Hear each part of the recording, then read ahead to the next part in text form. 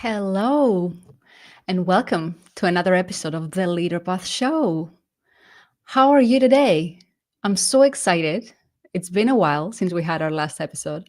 So if you're online and you're watching us live, please say hi in the comments and let me know that you can see us perfectly fine, that you can hear us. I'm very excited today. I will soon be joined by Aude Rey. Aude Rey is an executive, a leader at Nestle. She's a mother. She's a VisionPath alumna. She has completed my VisionPath program, which is my program for connecting with your vision. And I really wanted her to come and share her story because it's a story that dispels many myths we have about what it means to connect with our vision. Many people are too scared to connect with their vision because they think, oh my goodness, if I do this work and I stop being busy and running and I stop actually and pause and connect with what I really want, what's my path, this will mean I will have to totally disrupt my life, totally disgruntle. Maybe I'll need to quit my job, move to India and teach yoga, or divorce my spouse, or run a marathon. People think connecting to your vision will require drastic changes. And this sometimes is the case.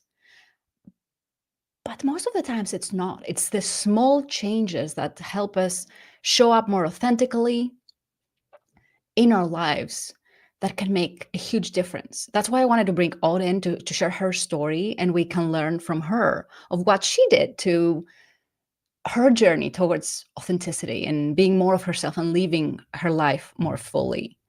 So without further ado, Aude, welcome. Hello. It's a great pleasure to be here. Thank you very much for the opportunity. Of course, of course. Thank you for your time. So tell us, we met in 2023 when you joined VisionPath. Where were you at that point in your life, in your career? What made you have this inkle? Let me pause a minute. Let's take a program on vision. It's a very good question. Actually, I think I was in a fairly, I would say, interesting place.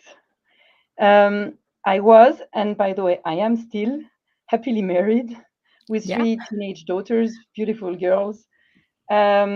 I had a great job. I still have very stimulating at Nestle, surrounded by many friends. And I think also, very importantly, I have, sort of, I felt, and I think it was very true that I had strong anchors in my life in terms of, having strong values, having also strong religious faith. So for me, sort of the destination was sort of clear. So it wasn't really the trigger for me necessarily to join the program. The thing was, I started to reflect, and a few triggers happened in my life that made me realize that if the destination was clear, the way I was living day to day was not really aligned. So, for instance, I am happily married, but how much time and energy do I really spend with with my husband? Really living this couple's life. We have Yeah. three daughters, but what's the quality of the presence I have to them? And then I realized, well, at some point they are going to leave the house and then they will be gone. Our oldest is now 17. At the time she was 15. Then I started to also realize, I work mega hard, but what's really the impact that I'm having? So these questions were sort of running around in my mind. And I realized there was a bit of a misalignment between, I would say, the destination that was sort of clear, but the way I was, living day to day. I was running to work, coming back home, preparing dinner, driving the kids around, doing the laundry, and then after kids in bed, going back to work. And so at some point, I started to tell myself, okay, do I want to continue to live like this? Is this really what I want for my life? Is it really getting me to have is it really, I don't know, respecting who I am deeply? And then one day I saw a post, I don't remember, one of your posts on LinkedIn, and something clicked, and I cannot even recall. I remember where I was, and then I said, okay, that's for me, and then I subscribed to the program. So Wow. I registered, and I think it was a fantastic idea. So many people, I'm sure, will resonate with what you're saying. Like, we have those strong values. Like, when I ask my clients, what are your values? They will say family, health, but then their actions are not perfectly aligned with those or growth or Absolutely. whatever it is. Everyone has their own values, but their day to day, we're so sometimes sucked into the daily grind. And it's such a great idea to just pause and say, am I aligned?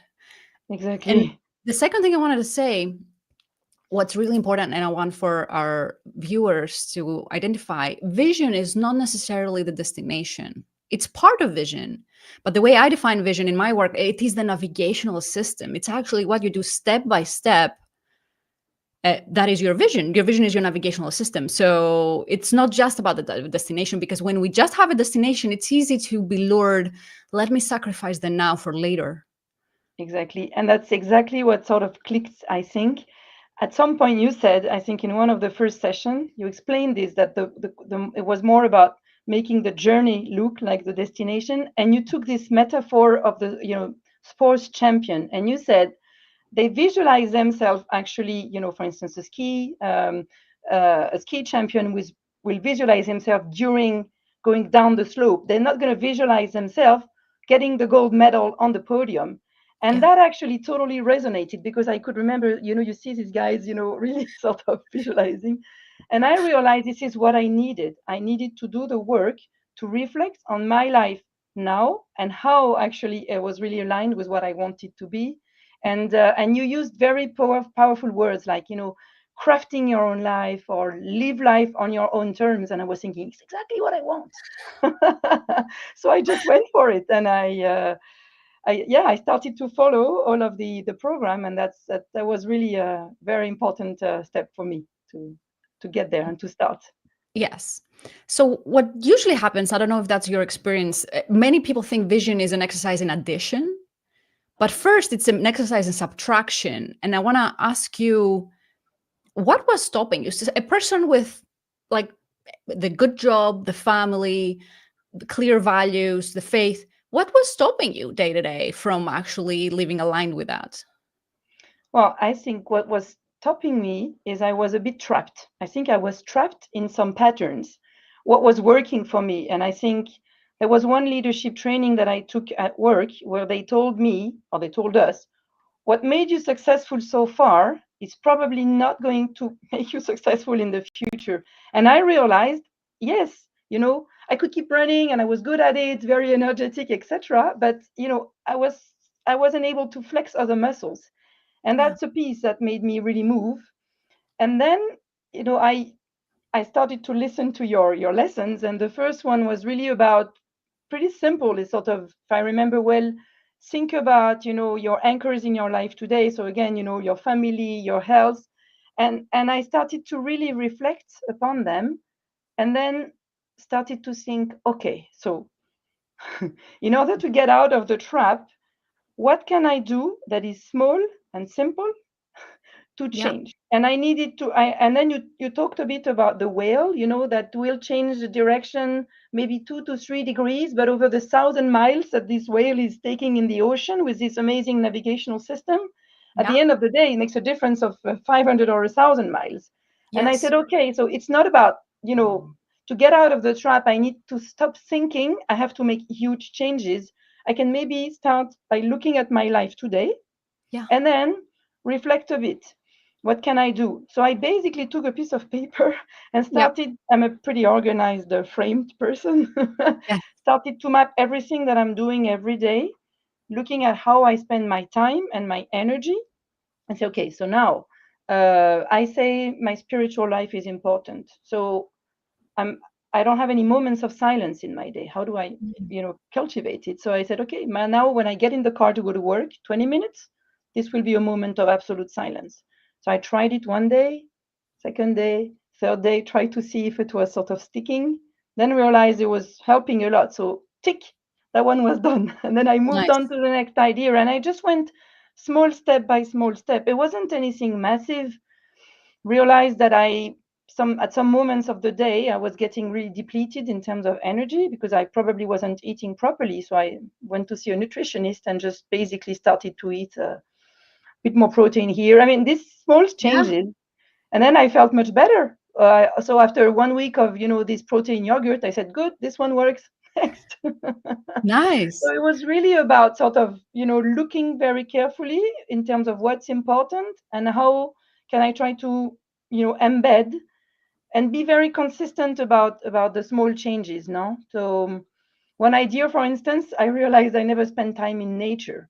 Okay, and I realized, hello, it's been 8 years I work in this building that is by the Geneva Lake with stunning view.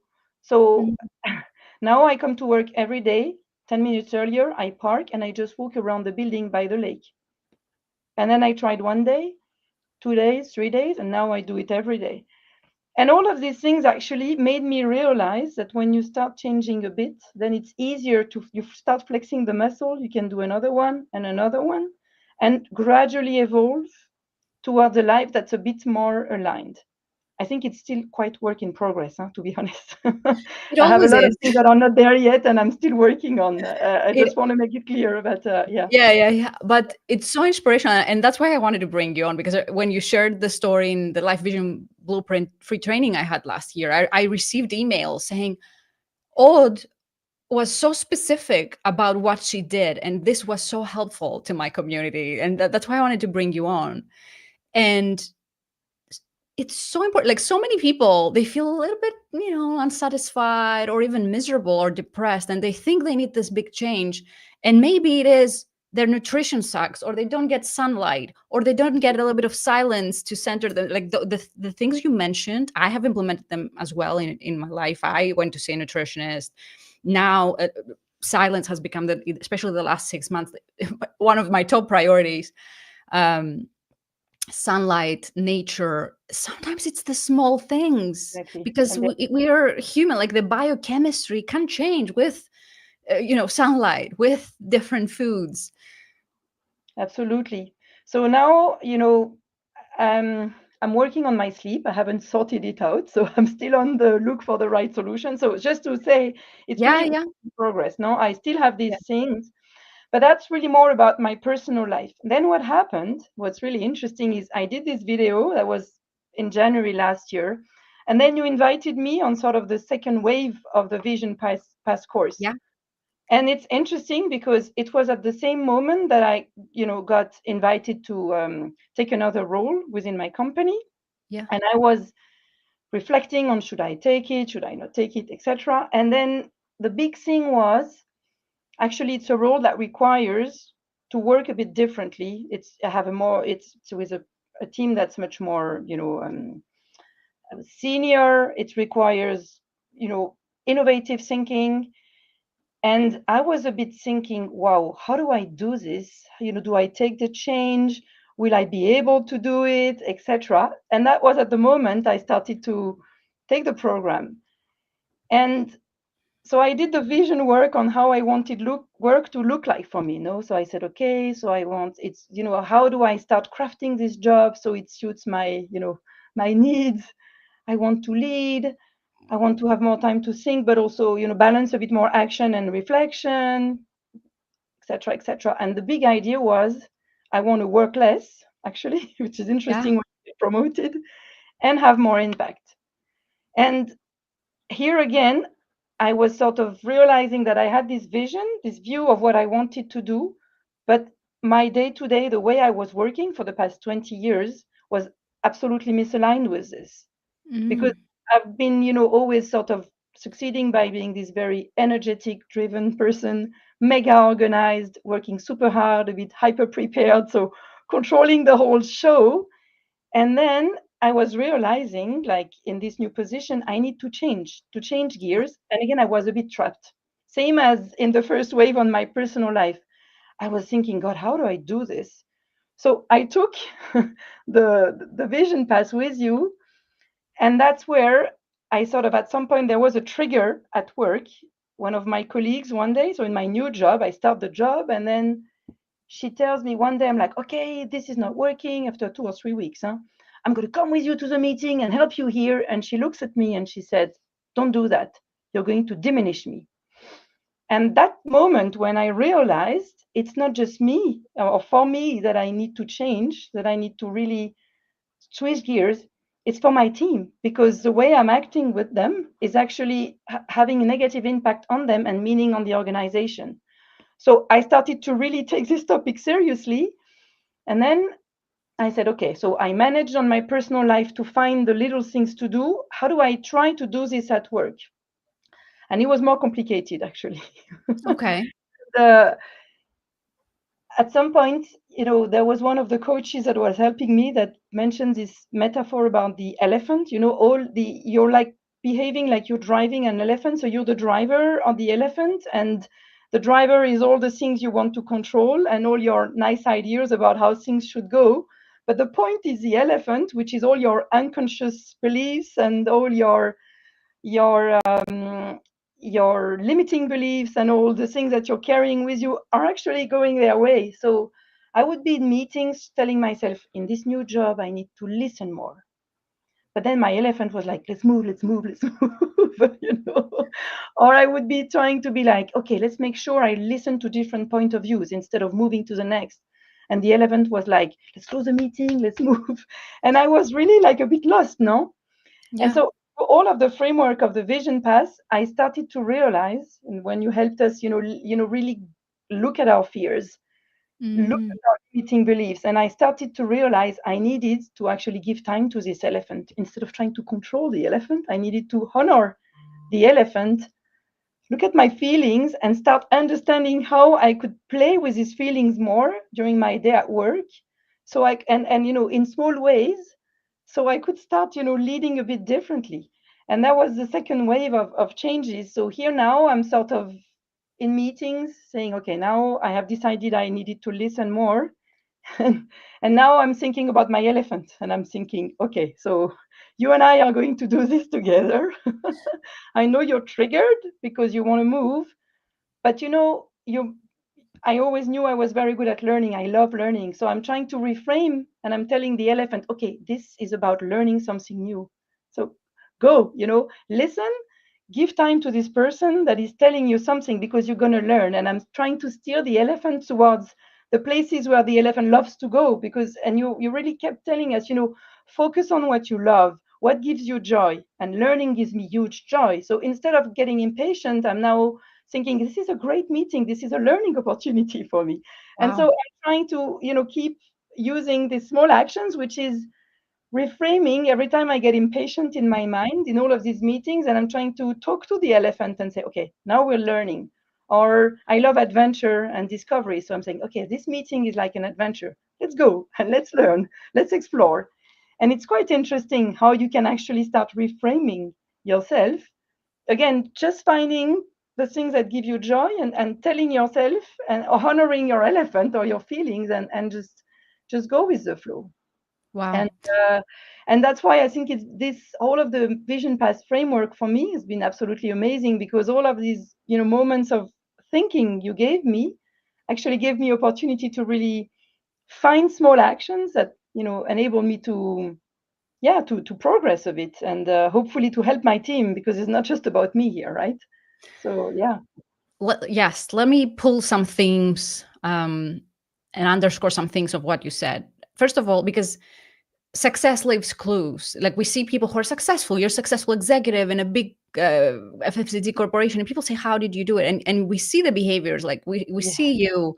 You've taken a program in 2023. You're taking the same program. I updated it to be true Yes. the next year. Like how many people do this? Like you're still saying, "Oh, I will continue working on this." I find like it's not, "Oh, I done and dusted." Then observing yourself at work, when you said the subconscious, it's so I think it was Carl Jung that said, until you make the subconscious conscious, it will rule your life and you will call it fate. So Interesting. you Yes. being aware, like making the subconscious of getting triggered. So many people don't look at this, and don't they will say, "Oh, that's who I am," and they're good things. Like they're good things that I'm action oriented. Most people will not look into is this actually, yes, action orientation can be great and speed can be great in some cases. It's not great in all cases. Like, it has some costs always if the team doesn't feel Exactly. listened. Like, you saying, okay, I have this and it has served me well. And making also that shift, because early in our career, we need to build our skills. So we do Exactly. work hard. But then when you're taking a more strategic role, a more leadership role, it's not about working hard anymore. It's about having the centeredness to make good decisions. It's about making the best of your team so they feel valued and listened, and that they're valuable members of the team. It's different skills. And it's actually, I agree with you, the less you work, the more impact you have. And then And the it's, point is you're limiting them as well. If I yeah, realized my behaviors were getting in the way of the team, because if you show up as hyper prepared, hyper, etc., hyper on fire, you're not leaving the space to them. And I'm true. getting into a space where actually they are doing the work. I'm no longer doing the work. Have to facilitate this, have to Yes. help them. But I kept sort of trying to do it for them or instead of them, and then diminishing them. And that was really like a strong aha moment for me. I need to pivot. I need to invite them more. I Yeah. need to be, facilitating here. But they need the space to do this. If I constantly interrupt and want to move and go, it's blocking the whole system. So I What was was the limiting factor. Yeah. the fear? Because this, I'm sure it resonates with so many people, so many leaders. The fear of letting go of control. What was it? That something will go wrong? I don't know actually, because I had this very clear that the people in my team are great people. They're highly Mm. competent and they do things that I don't know. So it's not even Yeah. that I can say that's what happens when you become a bit more senior. No, you have people that are doing things you've never done. So yeah, I think it was probably the fear of getting out of the sort of warrior archetype of leadership that I had, that had flexed this muscle for 20 years and had been working great for me. But actually, it was the fear of trying to look at the others type of, archetypes. How can I nurture more? How can I be more of an innovative person? And this limiting belief, like, I've never been innovative. I don't know how to do this. I cannot do this. So it's more like the fear of getting out of the getting into uncharted territory, and then this keep thinking, this thinking that we all have: do I belong? Am I good enough? And Yeah. then trying to, this story that keeps going on when your team brings a topic that you have no clue about, and you're supposed to make a decision, and they're looking at you and you're thinking, God, why me? What am I doing, in this office? And then that was really the thing for me. It's sort of, okay, now how do I invite them? How do I leave them the space? Because they're the ones here doing, they're just asking me to steer the boat. They're not asking me to do everything. So that was really, yeah, that was really for me a big, Yeah. yeah, a big jump. I mean, a big transition to make. You're bringing so many topics, because the whole, am I creative, am I innovative? Everybody is. You see kids, right? They love to Exactly. create and draw. Like, we were born creative and innovative. We live in a creative universe. Like, the whole, everything is creative. Like, the oak becomes the oak tree. Like, you see all this diversity. Like, new stars are born every day. Like, we live in a creative Absolutely. universe. We're born creative. So it's not even a question. It's just a lot of our conditioning, our education is stifling this creativity, and we just need to allow ourselves to play, because Exactly. creativity is allow us not to be perfect, allow to play, to be wrong. Creativity is take many paths, and most of them will not lead to something. It's a totally different way of working that many people Absolutely. need to allow themselves to do that. And here I uh, think what helped me is I allowed myself to be curious and to be intrigued. So I was telling my elephant when I was starting to freak out, okay, this is going to be fun and interesting.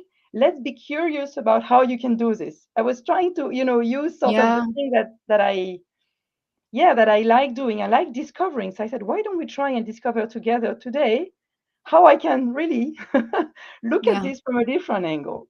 That was, I tried to sort of use the strengths, the thing that I like doing, to get into these new territories in a way that sounded fun and not daunting. And that's yeah. how I sort of started to play with my elephant a bit, and try to go with the elephant, no? So I see Yeah. you implementing all the steps in the vision path formula. Like the first is releasing attachment, which was to my old identity, the warrior leader, right? The second step is Exactly. releasing my fears. Yeah. Am I like, and then releasing ego, like I need to prove my worthiness here even if haven't Absolutely. done, like, and then connecting with your joy and the flow and like this is the process. And I see you went Yeah. through, and it's great to see a story how this is implemented in a leadership evolution Yeah, I mean, I'm still work journey. in progress, huh, let's be clear. But one funny thing I actually read recently, and that was a new sort of the end of the story, is I'm the queen of the to-do list. You know, I'm so organized and I love to tick boxes. So that's one thing I love doing. And I read in a McKinsey article about around all of these topics recently that leaders should have a to-be list. And that was like, oh yes, now I know that was another way to sort of use my joy. I was like, instead of just focusing on being trapped in this list, every day I'm going to visualize my day, look at all the meetings, and reflect how I want to show up in this meeting. You know, what's a part of myself that I want to unleash? And I'm making this to be list. And because I so much love to tick the boxes, Love it. I'm helping my elephant and saying, we're going to tick boxes today, but in a different way. Yes, you're and so growth minded and growth oriented and finding joy in this growth. And the truth is, I've realized it doesn't matter what you do, it matters who you are when you do it. Because we see yeah, people doing, in terms of strategy, doing tons of, like, there's so many paths to the peak, right? You can do yeah, any different strategy and it can work depending on who you are. absolutely. Because the team also realize how you show up, how you're being when you're presenting, when you're listening, like how you show up, the be. Exactly. It's all that matters in the end. Like, you can do tons. All strategies work if who you are. Like most of the strategies will work. We've seen different strategies working for different people.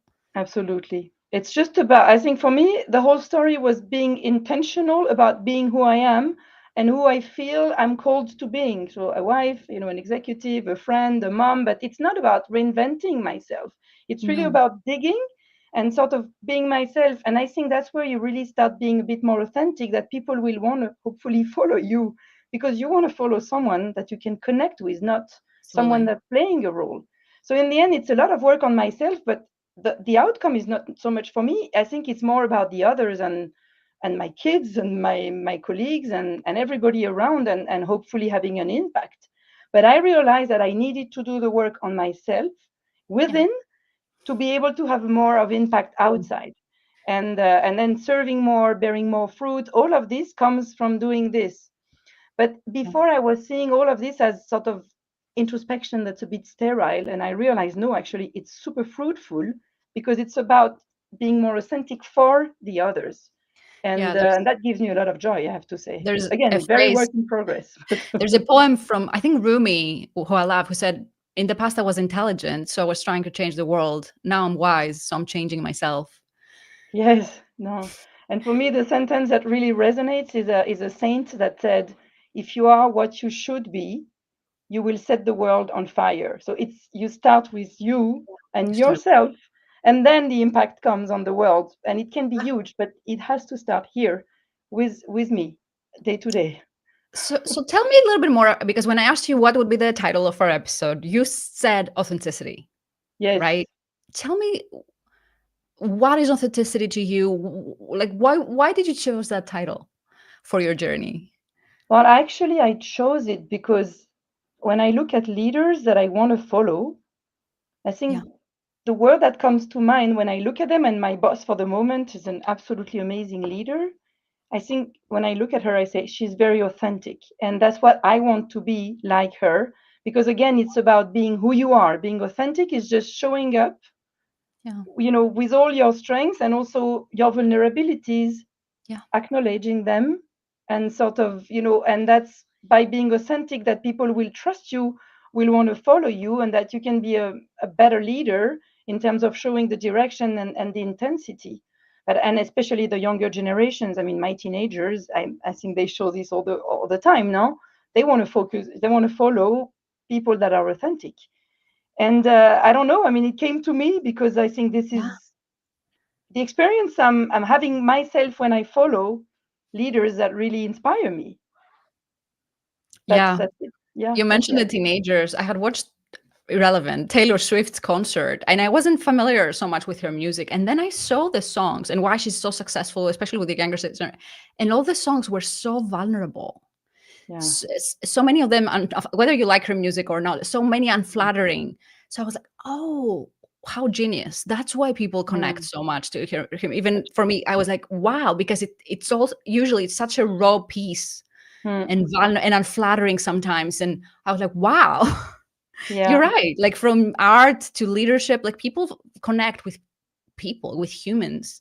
with experience, And with in our yeah, humanity, we are imperfect absolutely. Yeah, I and can speak to vulnerable, that. Yeah. and it's fine. Absolutely. Yeah. So, but in the end, the whole point is, I think it's about really bigger things than myself, no? Because sometimes, because you're so trapped in these things, you're trapped in how do I show up? Do I belong? And you just focus very selfishly on yourself, but in a negative way. Here, I think really it's about how you unleash yourself to have a better impact, but it's about the others. It's about the organization, the impact you want to have, not about you in the end. And that's much more interesting, I believe, than just me, no? That's so Obviously. so important for many people who are listening who want to do something, but they're holding themselves back out of fear. What will people think? Will I be judged? And in Yes. the end, it's a disservice to them because they're suppressing their unique talents, their voice, but they're also the people who could benefit. When we unleash ourselves, we give others permission to do the same. Yeah, absolutely. Yeah. So it's I mean, now I'm just sort of keep watching myself and look for the next small step that will trigger, some change. I'm trying to listen more to my teams and what they tell me about, when I do these feedback sessions. And then I'm trying to capture these words, and then I'm trying to think, okay, what can I tell my elephant for next week, next month, next meeting, so I can keep sort of progressing and adding one small step. That's where I am. But you know what I like is the compassion you integrate the elephant. And by elephant, we all have it, the subconscious conditioning, we all have our triggers, our small and big trauma. All of us have this Absolutely. conditioning, right? And the triggers and or stored emotion, all of us. And so many people have this internal critic of I'm not good enough or whatever, or why did I do this? The self blame, the self criticism, but looking at it with compassion and integrating it. And you're not coming from a place, oh, I'm not good enough and I need to do all those steps so I become good enough. It's more around like in spirit, you are a person of faith. Like I believe, like in our spirit, we are amazing, right? So how do I unleash that? And actually, Yes. not so much changing myself because I'm not good enough. It's like, how do I remove all the barriers, all the blockages, the limiting beliefs, the conditioning, which is hiding the diamond right now, so the diamond can shine. So it doesn't come from a place of I'm not good enough. It comes from a place, as you said, how can I unleash my true self? Yeah, and that's exactly what VisionPath gave me. No, I mean, I think because I was in this sort of, I need to change on a very voluntaristic sort of, path, and that wasn't working for me. I know for 20 years I needed to listen more, but I wasn't finding the way because I was like, you need to listen more. And then Yeah. that's through the whole path. That's how I started to understand that it wasn't the right way, and it was about honoring and taming the elephant rather than and really, I mean, I would say inhabiting yourself, no, being Yeah. yourself more. And that's why I think the work you're doing is making a massive difference through these small steps. But for me, it's been really been a very And interesting experience. Yeah. in terms of the listening, because I have many clients they want to work, I think your mindfulness practice and your silence practice, I'm sure it made it easier because both of those require you to be present in the moment. And we are Hmm. so live in a society overthinking, ruminating, and also Absolutely. the information, the constant distraction. So that's why we avoid that listening to ourselves and being silent to ourselves and listening to others because we're constantly overthinking about next, about the future. So I think Absolutely. the first year of Vision Path of getting you present with yourself first and with your family, then I'm sure I assume, I don't know, made it easier to be present with more present and listen to your team like when you made that a priority. Yes, I think Probably it's difficult to really Yeah. analyze, but I think yes, it's all these little steps about also not being hungry, exactly, being more present to yourself, trying to sleep better. All of these things actually sort of help you with Oh, your yeah. teams. And then the very powerful thing is the moment you listen more, you give them more space, you're also able to delegate more. Because the whole thing is I wanted to do everything myself. Then now, if you give them more, you know what the great thing is, actually these people are very capable and they just want to do the work. And then in the end, it comes back to you working less. That was also the objective. Yeah. So that's the whole thing where you try to close the loop with your personal life challenges, no? So Nice. yeah, So, exactly. any last insights, learnings you want to share with our viewers? Well, I think it's really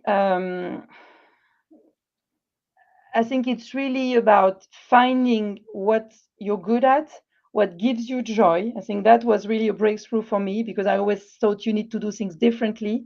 And all of us have a lot of strengths and get help from the others maybe to find them and then use them to your advantage. I think that's really what I learned recently.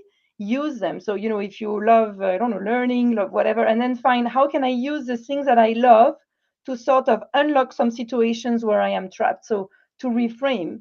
So for me, it was using my love of learning, of box ticking, of adventure to reframe myself. And I think this is so exciting because to your point, it's about having fun, loving what you're doing. It's not about beating yourself up every day to become a better yourself. No? I think so. That's really, about trying to celebrate a bit more the strengths that we have and offer them to the others, and helps us also to celebrate more the strengths that they have and honor them more because we give them more space and because much more interesting. So that's a bit yeah, what I learned recently, and I'm Yeah. happy to share and keep learning from all of you. The more I listen to this, I realize how brilliant it is that you use what brings you joy to unlock any challenges you are finding your way. Yes, And that's true. also, yeah, like, and for many, like my community, they wouldn't be in the community if they're not growth minded. Like, growth is one of our values, and it's such a helpful value to have because in every challenge, while many people Yeah, get really desperate, or if your value is growth, you say, oh, I'm learning through this, I'll exactly. emerge stronger through this, I will learn more about myself, about relationships. So I think it's brilliant what you did there, and your awareness and your willingness to, and your authenticity, I think, have shown through during this during our conversations for our viewers to enjoy. But I think you are the one being brilliant here because you're the one that made it possible. So I think it's important for the audience to know you unlocked this. No, I think it. I just really wanted you to know that, no, that really it makes a difference what you're doing, but it's really it's incredible, no. So I want to make it clear that it came by me, it came because I follow your blog, and that helps me a lot with other people that I follow. But I think it's important Thank for you. you Yeah, to no, know that. it's a great pleasure because to also dig deeper in the stories, because there are many people in Vision. I don't know exactly their story. So it was such generous from you, and also for me to say, oh, this work has impact. But it's not the work, it's like what you make of it. Yes. Let's recognize, right? Because we can read many people, we can have many teachers. It needs to be, it's a co-created um, Yes. insight, or whatever happens. But Thank you really, so thank much. you. Yes. It's a So privilege. for Thank you. any of our viewers who would like, what did you say in the beginning, who would like to align more their day to day with the vision they have, like, I'll gave you a lot of insights about how it is for small changes, self-compassion, authenticity, using what you love to work with your elephant. It's been a very insightful conversation. So thank Thank you. you. Yeah, the people who are listening, you can say hi. If you have any questions, now it's the time because we're going to wrap up soon. And for the people who I will be doing Life Vision Blueprint, my 3-part free training, end of January, 31st of January. So stay tuned for that. This is the link for people who want to be aware when the training happens. This is the waiting list. VisionPath is not open, it's not enrolling right now, but this is the waiting list that you'll get informed when the free training happens. Thank you very much, Aude. This was such a Thank you. pleasure. I'm Yes. sure people will read this and will view this in replay and will find a lot of value. Thank you for your generosity of sharing all this. My pleasure. And I'll be definitely following the next free training again. Yes. Super. Take care. Thank you.